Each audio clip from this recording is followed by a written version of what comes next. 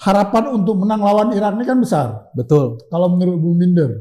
Kalau harapan ini kan bisa kita gambarkan sebagai peluang ya. Ya. Artinya kalau kita menganalisis soal peluang dari Indonesia, tentu peluang Indonesia untuk pertandingan kali ini sangat besar. Walaupun bukan Martin Paes, tapi tetap saja kiper perlu satu lagi. Karena kan setiap tim itu akan menaruh slot 3 penjaga gawang. Ya. Dengan 2 penjaga gawang ini sangat beresiko. Oh, kalau hari ini kan pembicaraan di kalangan media itu kan apa yang terjadi pada timnas itu lagi topik yang hot. Ya. Orang menganggap Indonesia menjadi sebuah fenomenal. Gitu. Iya, iya.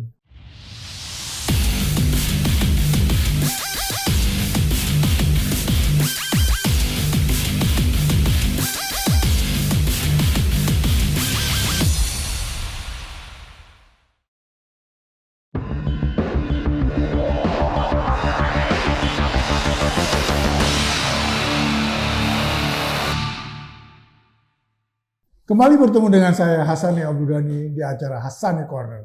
Tetap dengan pasangan saya, Bung Minder. Siap. Kayaknya happy banget nih. Oh iya dong. Hah? Timnas kita semakin bagus kan? Gitu ya? Iyalah. Jadi kalau timnas bagus, bawa hati kita happy gitu. Mood happy terus, Pak. Dan kita kan sama seperti pelatihnya, Gitu optimis. ya? Optimis. Kalau kita berpikir positif, ya positive things will happen. Kan itu yang juga Bapak katakan sebelumnya. Pastilah. Iya kan? Karena itu obat. Jadi Garuda di dadaku. Iya, selalu, Pak. Gitu. Iya. Bung Minder. Ya. Ini kan Kamis besok Oke. timnas akan lawan Irak. Iya. Lalu berikutnya lawan Filipina. Iya. Banyak yang menggambarkan setelah kita melihat U23, Oke. terus kita juga kemarin timnas senior lawan Vietnam back to back kita menang. Iya. Harapan untuk menang lawan Irak ini kan besar. Betul. Kalau menurut Bung Minder. Kalau harapan ini kan bisa kita gambarkan sebagai peluang ya. Ya. Artinya kalau kita menganalisis soal peluang dari Indonesia, tentu peluang Indonesia untuk pertandingan kali ini sangat besar. Oke. Karena ada beberapa faktor. Yang pertama adalah bahwa sekarang kita sudah punya tambahan pemain seperti Tom Haye, seperti Nathan, Ya. seperti Ragnar. Mungkin juga nanti akan ada tambahan pemain keturunan lainnya. Dan juga ada pemain-pemain yang sebelumnya bermain di Piala Asia U23 yang tentu mentalnya sudah semakin kuat, Ya. confidence level mereka sudah semakin tinggi. Ya. Artinya kondisi dari timnas Indonesia sekarang ini beda jauh Ya. daripada kondisi timnas Indonesia saat lawan Irak di pertemuan pertama di babak kualifikasi ini dan saat lawan Irak di Piala Asia Senior. Ya. Ini udah beda. Tim kita ini sudah berbeda. Kalau yang lawan timnas Irak U23 itu kan levelnya kan beda ya, itu kan kelompok usia kan. Nah, jadi ini kalau kita berbicara soal peluang, kita analisis tentu peluang dari Indonesia besar, apalagi dengan faktanya yang sekarang kita baca di media massa, dari list pemain yang akan dibawa oleh pelatih Irak, lebih banyak pemain-pemain muda. Oh, okay. Dan itu wajar juga, karena mereka kan sudah pasti lolos dengan 1 poin lagi ya. Ya. Kita masih punya peluang untuk menjadi juara grup, tapi ya kemungkinan mereka yang akan menjadi juara grup lah ya. Ya. Kan mereka hanya membutuhkan 1 poin lagi hitung-hitungannya. Ya. Jadi kalau soal peluang, jelas kita punya peluang yang bagus untuk meraih kemenangan. Tapi saya tidak bisa mengatakan soal persentase dulu. Ya. Karena ada faktor lainnya. Kondisi lapangan seperti apa nanti? Ini waktu kita lawan Irak ya? Lawan Irak. Oke. Karena kan dari berita-berita terakhir ini kan setelah ada konser kan di GBK, Ya. nah rumputnya ini sebetulnya tidak layak. Ya. Nah kemudian ada berita lagi bahwa akan diperbaiki dan akan layak. Nah kita tunggu, jangan sampai ketika seperti lawan Vietnam itu, Ya. kita menang, tapi para pemain kita susah mainnya Pak. Ya. Karena sekarang timnas kita kan nggak main yang long ball, Ya. mainnya umpan-umpan pendek. Jadi ya kalau berbicara soal peluang, peluangnya bagus, tapi soal persentase kita tunggu. Lapangannya ini benar gak nih nanti rumputnya? Udah layak, udah bagus. Tapi saya suka dengan opening tadi, Ya. ada rasa optimis. Ya. Ini kan kelihatan auranya ke arah positif. Ya. Kalau dulu, kalau kita ketemu tim Timur Tengah, Ya. adalah kayak hopeless gitu. Yes. Nah hari ini kan berbeda nih. Ya. Ada rasa optimis untuk menang. Ya. Ya harapannya ke situ, Betul. walaupun tidak mudah. Betul. Yes. Karena kalau saya perhatikan sekarang di grup itu Oke. bisa saling mengalahkan sih. Yes. Apalagi saya dengar Filipina juga Itu. merekrut pemain-pemain naturalisasi yang ada bermain di Eropa. Betul. Jadi semuanya masih 50-50 lah. Yes. Tapi sebagai tuan rumah tentu kita diuntungkan. Iya. Cuma jangan dirugikan dengan ada rumputnya jelek. Itu maksud saya. Itu faktor yang penting juga. Maka itu kalau soal persentase saya belum bisa mengatakan atau menjabarkan persentasenya. Tapi kalau soal peluang, kita punya peluang yang bagus untuk meraih kemenangan. Karena ya Irak tidak membawa pemain-pemain senior mereka yang banyak. Kita punya penambahan pemain-pemain yang tidak seperti ketika lawan mereka sebelumnya. Jadi bagi pelatih Irak ini pertandingan yang sangat sulit. Tapi wajar dia membawa pemain-pemain muda karena Irak kan sudah lolos ke Olimpik. Dia bisa pakai pertandingan ini untuk pemain-pemain yang nanti akan bermain di Olimpik. Benar. Iya. Dalam teori olahraga, kalau permainan tim berimbang, ada 75% tim tuan rumah punya kemungkinan menang. Karena bermain di kandang sendiri? Yes. Teorinya seperti itu. Artinya peluang itu ada 75% Indonesia bisa mengalahkan. Karena antara Irak ataupun Vietnam ataupun istilahnya Filipina ini berimbang dengan kita. Kalau dulu kan Jepang kalau kita ketemu dengan tim Timur Tengah gitu. Betul. Nah hari ini kan sudah berimbang. Secara teori 75% tim tuan rumah punya chance untuk menang. Mudah-mudahan. Iya. Ya. Bung Binder, ini juga kan saya lihat ada pertanyaan. Biasa kan dipanggil 25 pemain. Kali ini baru dipanggil 22 pemain. Betul sekali. Berarti ada sisa 3. Yes. Nah sekarang yang lagi proses itu kan yang kemarin sudah di DPR kan Kavil Verdong sama Jen Raven. Nah siapa satu lagi kira-kira ya kalau memang 2 itu akan masuk? Seharusnya di penjaga gawang. Karena penjaga gawang yang sekarang dipanggil oleh Shin Tae-yong cuma 2. Martin Paes sebenarnya kan sudah oke ya. Cuma kalau saya perhatikan jadwal Dallas mepet. Dia kan main tanggal 9. Sedangkan Dallas bermain tanggal 6. Tanggal 6 Juni. 6 Juni dia ada game, terus tanggal 10 dia ada game lagi, jadi nggak mungkin. Tapi kan ini kan kalau dipanggil timnas, dia harus membela timnas kan? Betul, tapi jadwal di MLSS jalan, kecuali break 3 hari. Begitu ya. Tanggal 6 sampai tanggal 9 dia break. Walaupun bukan Martin Paes, tapi tetap saja kiper perlu 1 lagi. Karena kan setiap tim itu akan menaruh slot 3 penjaga gawang. Dengan 2 penjaga gawang ini sangat beresiko. Dan kita tahu kan ada batas waktu untuk submit nama pemain kan. Kalau sekarang hanya dengan 2 penjaga gawang, Hernando Ari starter, kemudian ya something happen, dia cedera atau kartu merah, masuk Adi Satrio. Terus kalau ada situasi lainnya, kita gak ada kiper loh. Jadi masih ada 1 slot ini untuk penjaga gawang. Ya jika bukan Martin Paes, mungkin penjaga gawang yang sebelumnya dipanggil, mungkin Nadio jika nanti bisa pulih, saya juga belum mengikuti update-nya. Secara fisik nggak ada masalah. Tapi dia kemarin tidak boleh main kena kartu merah. Kartu merah untuk Borneo ya? Borneo, karena kan waktu pertandingan terakhir lawan siapa itu dia kena kartu merah. Kartu merah ya? Maka itu di Championship Series dia tidak turun ya? Tidak turun. Dia kasihan juga sih. Artinya dia tidak dipanggil untuk saat ini? Dari daftar 22 pemain dia belum ada dipanggil. Kan yang kita lihat selama ini Nadio, Maklok, itu kan Ramdhani. Kalau Ramdhani udah lama sih nggak dipanggil. Sudah lama. Elkan Begot itu nggak dipanggil juga. Ramadan Sananta. Ramadan Sananta juga belum dipanggil. Ada gosip nggak kenapa ini nggak dipanggil? Kalau menurut saya kembali ke persaingan. Nah sekarang kita melihat persaingannya luar biasa ketat. Maklok pemain yang sebelumnya juga memberikan banyak kontribusi ya bagi timnas Indonesia ya. Itu kan faktanya seperti itu kan. Bahkan kalau nggak salah di kualifikasi untuk ke Piala Asia Senior dia udah mencetak 1 gol tuh. Ketika kita bermain di babak kualifikasi ya. Lawan Kuwait, saya lupa, pokoknya penalti lah dia mencetak gol. Jadi dia juga adalah pemain yang memberikan kontribusi, permainannya tapi sekarang ada pemain lain yang lebih konsisten daripada dia. Dan tentu slot ini semakin sedikit. Kan nggak mungkin semua pemain yang sebelumnya pernah membela dipanggil. Nggak mungkin dong. Jadi ya saya pikir untuk saat ini ya Maklok memang belum dipanggil. Kita nggak tahu nanti last minute kalau dipanggil. Tapi tampaknya banyak pilihan lah bagi Sintayong karena pemain yang bermain di belakang seperti Nathan bisa bermain juga di tengah kan? Ya, dan bagus. Ya, dan bagus. Lebih bagus justru dia bermain di tengah sebagai filter kan? Iya. Jadi di belakang bisa pemain lain yang main. Kemudian Jordi juga udah pulih. Nah, Jordi juga sudah bisa main, Sandy Walsh, Shane Patinama. Dan Sandy Walsh bisa bermain di tengah juga, Pak. Betul. Pernah dicoba oleh Sintayong. Jadi oleh karena itu untuk saat ini Mark tidak dipanggil. Rahmat Irianto. Ya. Juga tidak dipanggil. Padahal kita tahu dia adalah pemain yang memberikan banyak kontribusi juga sebelumnya. Tapi inilah yang namanya persaingan. Ada pemain-pemain lain yang sekarang dipanggil dan ini biasa juga di timnas lainnya. Ya. Ada pemain yang masuk, nanti gak dipanggil, nanti mungkin dipanggil lagi. Farudin Arianto sempat lama gak dipanggil kembali.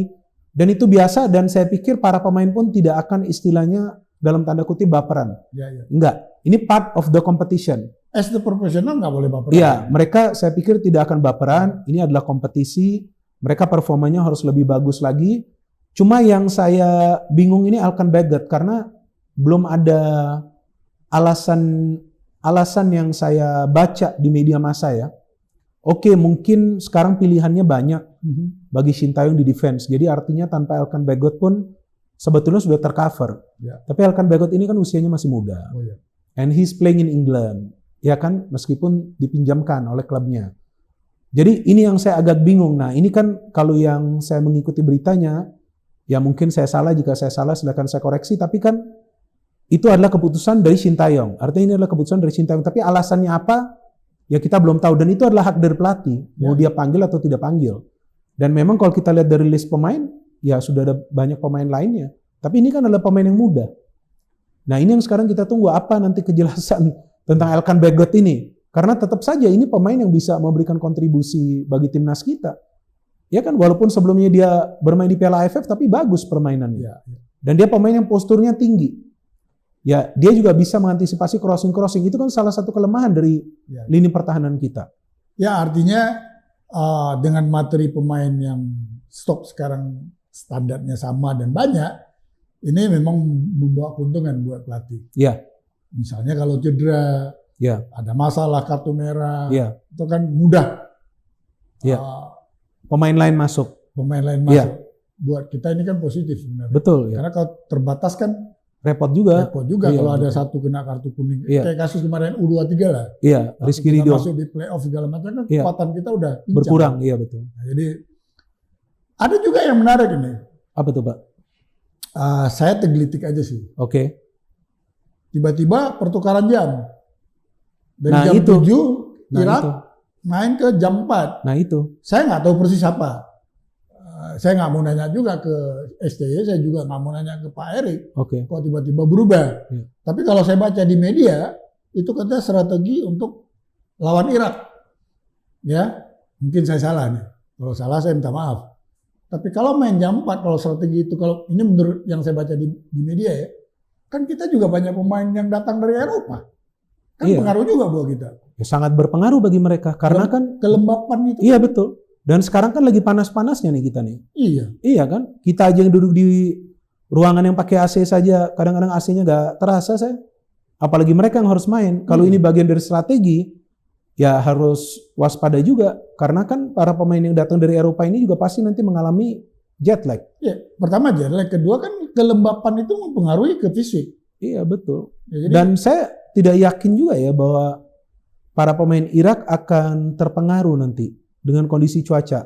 Memang udah panas kok di sana. Iya, dan bagi seorang pemain profesional seharusnya cuaca itu jangan dipakai sebagai alasan. Ya kecuali bermain di kondisi yang lagi hujan, hujannya lebat, ya kan itu mungkin akan sedikit mempengaruhi style of play. Atau yang lagi hujan salju, kadang-kadang kan ada juga di Eropa. Nah itu bisa mempengaruhi. Tapi kalau cuaca kelembapan atau panas ya, sebelumnya yang saya ingat tuh di Bolivia tuh, kalau main di Bolivia tuh kan berat tuh. Iya.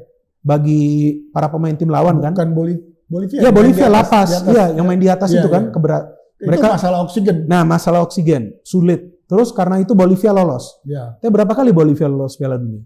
Kalau main di sana doang, begitu main tempat yang itu dia hancur. Enggak, tapi karena dia sempat main di sana bagus, dia bisa menang-menang, dia lolos. 9-4. Tapi setelah itu nggak ada kan?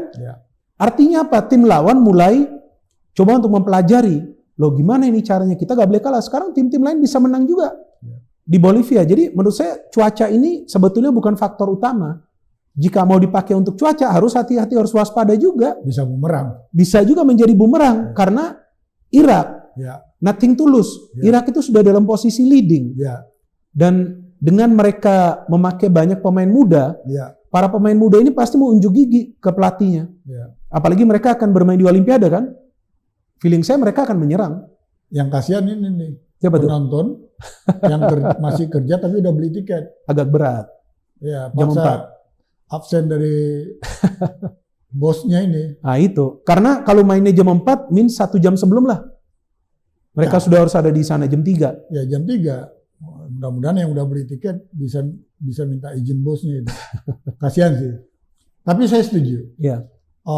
Apa istilahnya udara atau jam itu bukan strategi. Bukan faktor utama sebetulnya yang bisa mengalahkan tim lawan. Segala sesuatunya nanti akan terbukti di atas lapangan melalui taktik. Kalau itu persepsi kita benar.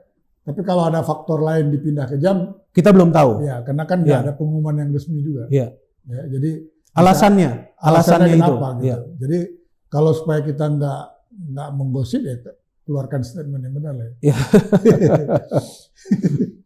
Bung Binder, sebelumnya kan di pertemuan pertama kita kalah lawan Irak. 5-1 ya. 5-1, tapi bermain di Irak lah ya. Tapi kan setelah itu kan banyak sekali perubahan terjadi pada timnas, termasuk tambahan amunisi baru. Ya, Zizes, itu dia. Dom Haye, Ragnar gitu kan. Nah, kalau khususnya melihat dari game pertama, ini game kedua. Kalau tadi kan kita Chan menangnya, strategi apa yang harus dibuat oleh STY? Mau tidak mau harus menyerang. Mau tidak mau. Kalau memilih untuk bertahan, main counter attack, itu akan menguntungkan Irak. Karena tadi kan baru saja saya katakan, mereka tidak akan bertahan. Buat apa mereka bertahan? Apalagi kalau memang banyak. Maksudnya Indonesia? Irak. Oh, Irak. Buat apa mereka bertahan? Mereka pasti akan keluar menyerang. Mereka dalam posisi leading. Dan ada banyak pemain muda yang dipanggil. Mereka juga ingin membuat sejarah mungkin menang di Indonesia. Mereka akan menyerang. Pelatihnya asal Spanyol. Mana ada sih pelatih asal Spanyol itu menerapkan permainan pragmatis? Iya kan? Kalau Itali, Portugal, ya kan ada kayak Jose Mourinho. Nah, tapi ini kan Spanyol itu mengandalkan permainan progressive passing. Mereka akan menyerang. Mereka akan coba untuk enjoy the game. Nah, kita harus membuat mereka tidak nyaman. Bagaimana caranya kita membuat mereka tidak nyaman? Harus menyerang, mengurung mereka di area pertahanan mereka sendiri. Kalau timnas kita hanya coba untuk bermain possession, memperlambat tempo, ya itu yang akan menguntungkan para pemain Irak karena mereka nanti bisa fokus untuk membuka pertahanan kita. Dan pertahanan kita kan sebetulnya kan belum solid juga, Pak. Walaupun lawan Vietnam 2 kali clean sheet. Tapi ini kan agak berbeda Irak ini style of play-nya. Banyak crossing tinggi, banyak umpan terobosan, banyak skill individu dari para pemain. Dan pemain Irak rata-rata kan dia bermain di Eropa kan? Ada juga yang main di Eropa. Banyak malah kan? Iya. Makanya apa istilahnya cara main mereka kan bukan kalau lawan Vietnam kan rata-rata karena dia bukan pemain Eropa. Nah jadi ya kita haraplah kalau kita butuh 3 poin lagi. Baru masuk ke babak kedua ya? Iya, sambil juga nanti tergantung hasil dari Vietnamnya seperti apa. Kalau Vietnam nanti kalah di pertandingan mereka, mana tahu kan lawan Filipina. Siapa duluan? Lawan Filipina. Kita duluan, karena kita kan jam 4 sore kan. Mereka mainnya malam, kecuali nanti mereka rubah juga. Saya nggak tahu nanti kalau mereka rubah. Jamnya? Jam mainnya. Di hari yang sama ya? Hari yang sama gitu. Ya kita setelah mengalahkan Vietnam back to back, ya harapan itu makin tinggi. Jadi pernah kita bahas ini di episode sebelumnya, yang dimana saya waktu itu berpikir lawan Irak mungkin mencuri 1 poin, lawan Filipina 3 poin. Ini menarik apa yang Bapak katakan karena banyak yang menilai seperti itu. Yang penting jangan kalah lawan Irak. Betul kan? Biar nanti lawan Filipina kita menang, kita lolos. Sekarang saya tanya balik ke Bapak, apa jaminannya kita bisa menang lawan Filipina? Nggak ada jaminan. Nggak ada. Nah, alangkah baiknya menang aja lawan Irak. Setuju. Lawan Filipina, rotasi pemain. Iya kan? Saya suka dengan cara Bung Binder berpikir. Iya. Ini kayaknya kita merubah pola pikir orang ya. Iya, saya reverse psychology saya biasa pakai. Jadi saya balikin. Kadang-kadang kita, ini contoh ya, bisa that is true story or not. Kasus yang kita lihat di Liga 1, Borneo. Setelah save, di babak reguler. Nah itu. Ya kan, jauh lagi poinnya. Rotasi kan? Rotasi segala macam. Chemistry mulai hilang. Ya, begitu dia masuk babak championship. Iya. Momentum hilang. Itu. Makanya kalau lawan Irak ini kita bisa menang, dan saya yakin Sintayong akan menargetkan menang lawan Irak.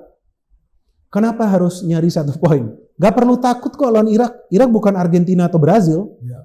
Ya kan, mereka juga adalah tim yang sekarang lagi berproses. Mereka punya banyak pemain muda juga. Menang lawan Irak, kemudian lawan Filipina akan lebih rileks lagi. Sintayong bisa melakukan rotasi pemain. Berikanlah menit bermain kepada pemain-pemain lain yang jarang mendapatkan kesempatan untuk bermain. Ya, kabarnya kan tadi, tapi belum tentu juga. Dan kalau lawan Irak seandainya kita gak bisa menang, ya, pressure-nya akan sangat besar untuk para pemain kita lawan Filipina. Ya. Dan pressure itu yang bisa menggagalkan timnas kita menang loh, Pak. Betul, setuju. Apalagi bukan artinya kita bermain di kandang terus kita akan menang. Bebannya lebih besar, kita harus menang di kandang kita sendiri lawan Filipina yang tanpa beban. Ini kan saya dengar Irak itu kan panggil 5 pemain baru. Yang muda-muda. Ya, itu ada Ali Kazim, Montasir Muhammad, Karar Muhammad, Ahmad McKenzie, dan Hussein Jabar. Kalau menurut Bung, apa yang akan terjadi kepada Irak ini? Perubahan apa yang akan mereka buat? Kalau feeling saya dari cara bermain tidak akan ada perubahan. Mereka tetap akan main ball possession, mereka tetap akan menyerang.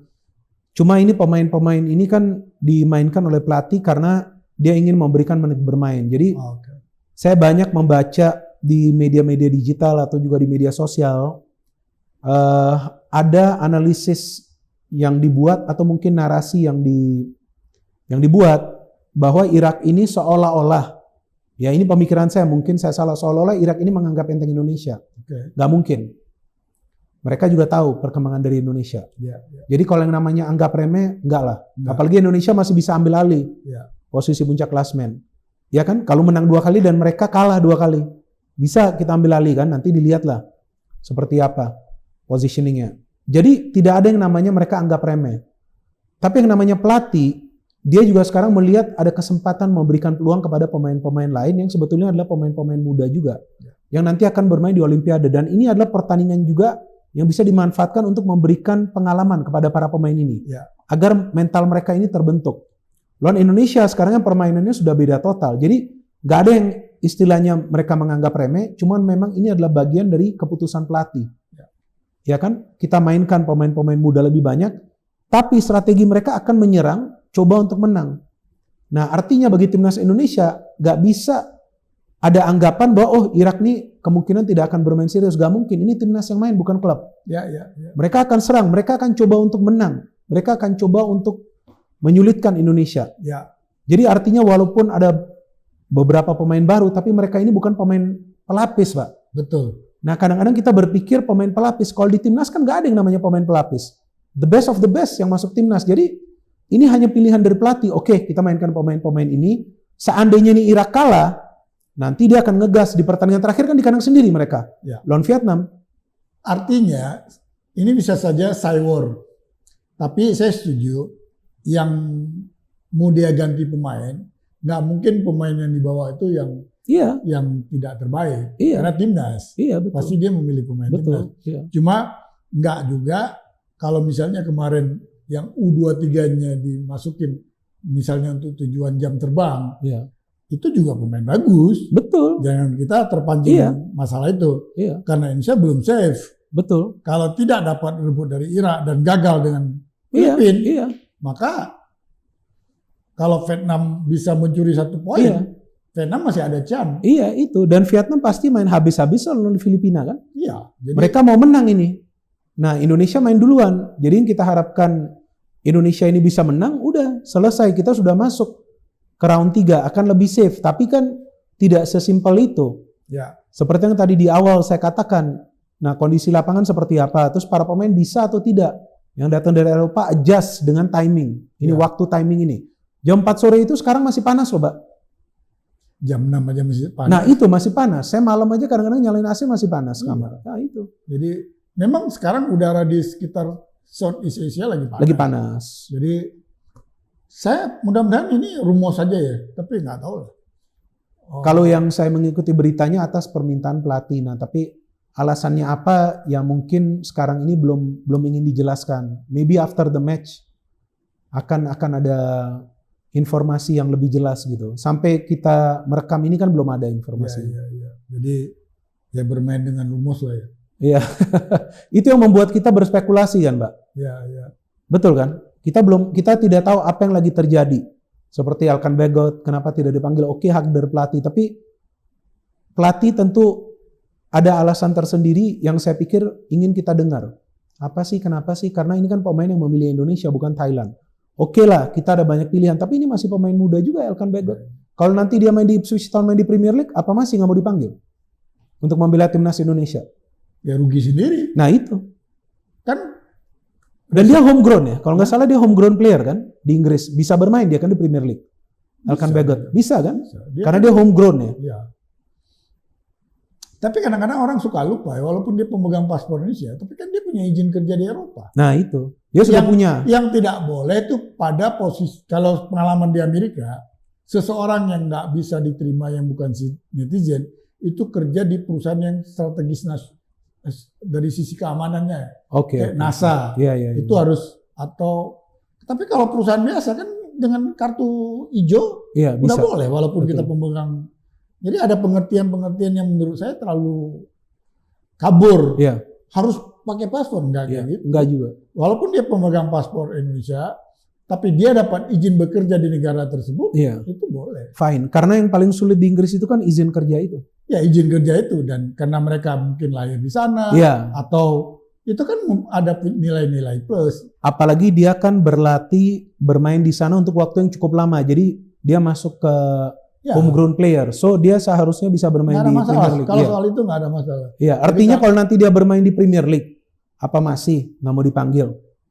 Kalau itu salah. Kalau yang tadi itu nggak ada masalah, tapi kalau ini salah. Nah itu. Udah pemain di kan klub dia masuk kan? Iya, oke gak main, mungkin dia lebih banyak berada di cadangan, maybe mainnya juga 5-10 menit, tetap aja udah hebat kan, Pak? Iya. Jadi kayaknya perlu bantuan netizen ini supaya. Gak, netizen juga ada yang pro dan ada yang kontra, dan kalau bagi saya sih ya keputusan pelatih itu adalah final, dan yang penting ya timnas kita bisa tetap berprogres, dan pelatih yang paling tahu kan ketika dia tidak memilih pemain karena dia ada pilihan lainnya gitu. Ya, itu tentu ya benar. Karena yang bertanggung jawab di akhir itu pelatih. Jadi kalau risiko itu diambil ya it's okay. Iya. Karena kan terakhir saya dapat kabar di perpanjangan kontrak itu kan ada target. Di mana jadi posisi 100 besar. Ranking FIFA. Ranking FIFA. Nah, kalau misalnya banyak kalahnya kan turun. Iya. Ya kita mengharapkan menang kan? Iya, betul. Nah, kalau menang kan berarti memenuhi syarat. Sejauh ini kan cukup baik kan? Dari 174 ya, kalau nggak salah ketika Sintang beralih. Nah, sekarang 134. Karena memang Indonesia lebih banyak bermain di kandang sendiri kan, Pak? Oh, kalau hari ini kan pembicaraan di kalangan media maupun di dalam dunia digital lah ya. Itu kan apa yang terjadi pada timnas itu lagi topik yang hot. Yeah. Orang menganggap Indonesia menjadi sebuah fenomenal gitu. Dengan mereka masuk 16 besar di Piala Asia, lalu masuk 8 besar, malah mencapai 4 besar di U23. Betul. Yang selama ini kan impossible. Betul. Lolos ke Piala Asia U23 aja kan baru pertama kali. Ya artinya selain itu kan kita bisa terobos sampai ke 4 besar. Betul. Nggak kebayang saya. Kalau masuk ke Olimpiade kan lebih heboh lagi gitu. Tapi itulah yang hari ini nilai-nilai positif hasil dari sebuah apa ya, kalau menurut saya dulu kan pro kontra terjadi di awal STY, apalagi waktu kita ambil pemain naturalisasi. Iya. Kontra terjadi di antara kalangan pelatih kita. Iya, iya. Seakan-akan ini membunuh talent-talent lokal. Iya. Kalau saya lihat kan sekarang jadi dua pihak jadi menguntungkan. Iya, jelas dong. Ini kan ada persaingan sekarang. Ya, persaingan itu kan persaingan sehat. Dan persaingan juga antara para pemain keturunan kan? Ya, di antara mereka dan termasuk pemain siapa aja. Iya, siapa aja. Kalau tidak bisa perform, ya gak mungkin juga akan dipasang oleh Sintayong kan? Karena kan yang penting adalah pemain itu bisa perform sesuai dengan konsepnya. Ya. Apalagi kalau bagi pemain yang tidak mau main secara kolektif, saya gak yakin akan dipanggil. Ya, jadi memang semuanya mesti wake up. Iya, harus paham dengan perubahan yang sedang terjadi. Bung Binder, ya. Mudah-mudahan hari Kamis ini kita bisa merebut poin. Yang penting euforianya jangan berlebihan, udah. Ya. Itu aja sih. Kita semua ingin timnas Indonesia menang.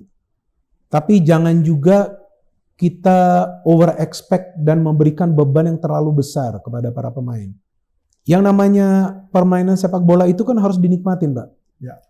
Jangan sampai para pemain ini bermain dengan beban yang berlebihan. Euforia kita berlebihan. Ya kan sudah ada promo sana sini. Ya kan nobar di semua pelosok. Betul kan? Belum juga kita ke final istilahnya. Kalau kita sudah masuk ke pertandingan final, itu menurut saya wajar. Oke lah kita mau euforia berlebihan, ya karena sudah lama kita gak masuk ke final. Tapi itu nggak bisa kita tutupin juga. Itulah spontanitas. Itu mempengaruhi juga loh Pak, kepada para pemain. Oke, tapi itulah yang sudah lama benar tidak didapat oleh bangsa kita. Iya. Jadi, karena setiap kali yang kita lihat terjadi ketika euforia berlebihan ini, itu hasilnya tidak sesuai ekspektasi kita. Seperti AFF 2010 itu kan. Gitu ya. Wah, ini yang kemarin U23 kan? Gitu ya.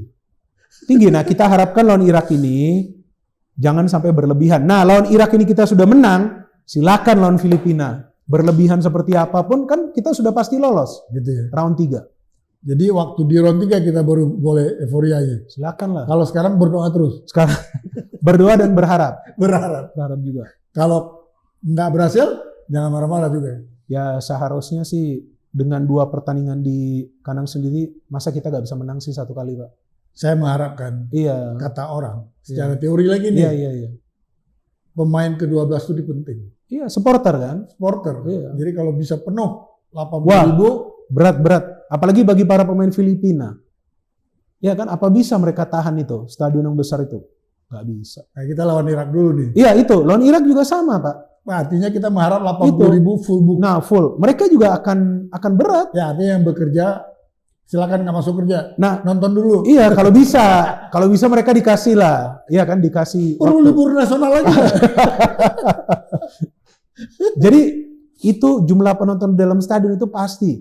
Ya karena ini bukan weekend. Iya pasti. Weekdays. Nah ini yang juga menjadi problem. Kalau kita bisa penuhin, saya kan nggak tahu nih berapa tiket yang dijual, maybe 60,000. Kalau katanya udah sold out. Iya, enggak, per match ini berapa yang dijual? Mungkin 60.000. 60.000 tiket, tapi kan tambah 80.000 itu Oke, penuh. kalau 80.000 itu penuh, berat bagi para pemain Irak untuk main. Gitu 80.000 itu iya, teror. Apalagi kayak dulu di Afrika Selatan Piala Dunia kan ada trompetnya itu. Wah, berat itu kan para pemain. Kita punya trompet nggak? Di Senin masih jual trompet kan? Itu perlu dibawa itu. Pemain Irak. Nah itu berat juga loh itu bagi mereka, berpengaruh juga. Sebelum kita dapat trompet, kita terima kasih dulu pada Mel. Iya betul. Yang telah mensupport kita di Hassani Corner. Dan juga buat pemirsa yang mau dapatin merchandise dari Mel, silakan cek description box yang ada di channel kami. Mungkin doa dan harapan kita GBK bisa penuh, dan poin harus dapat 1 atau 3, itu harapan kita. Iya betul. Mudah-mudahan cita-cita kita atau cita-cita timnas bisa tercapai. All about sport.